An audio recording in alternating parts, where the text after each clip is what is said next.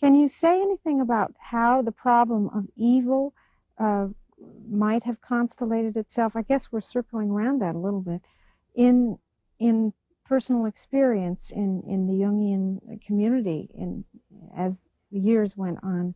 I mean, doesn't it constellate itself right in your own backyard? Yeah, naturally, obviously. But Jung's awareness of the problem of evil did not spring from there. He took very much part in what was happening in the world. And he was very, very worried over the First World War, as you can take out his memories, and the second, and he was very terrified of the third one, or a Holocaust of our whole culture. He seriously reckoned with that. And via that, the problem of evil has come into being a major preoccupation. While the constant mischief and jealousies and anima nonsense, that he took more on his stride, you know. He didn't take that very tragically. He just said, are you so infantile? And all those pupils I've trained now so long, and they're still just kindergarten. He just cursed it, but it didn't upset him. What you would call the personal shadow of people didn't upset him. He just grumbled and cursed a bit, but that's not the problem of evil. It's that major evil of complete destruction which worried him. And his real approach to that was the inner work that he did. The only thing you can do. Only thing you can do. To confront yourself with it where you are. All the rest, all the benevolent, if benevolent preaching would help, then we would be out of the trouble long ago, because we get a lot of benevolent and reasonable preaching, but it doesn't help.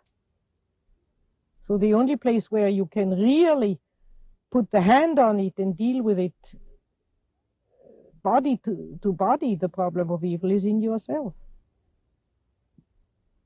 And there you have the hope to change something, but the hope to change the world is a childish illusion.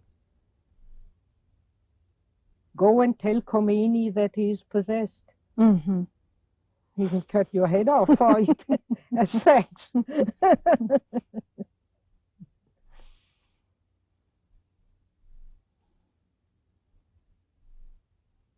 Seems almost impossible that enough people in our time would be wise enough or courageous enough to choose the inner way with the problem of evil. It's so tempting to try to be heroic and act outwardly.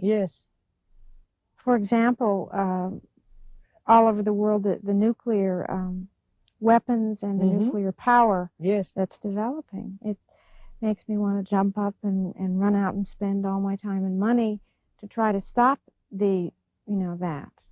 Well, rather than do the inner. You'll soon run up against some obscure lobbies where all your efforts get blocked.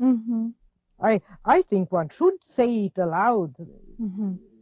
One should not be a coward. One should make demonstrations. One should go against it. But one should not waste all one's energy into it, because it doesn't help.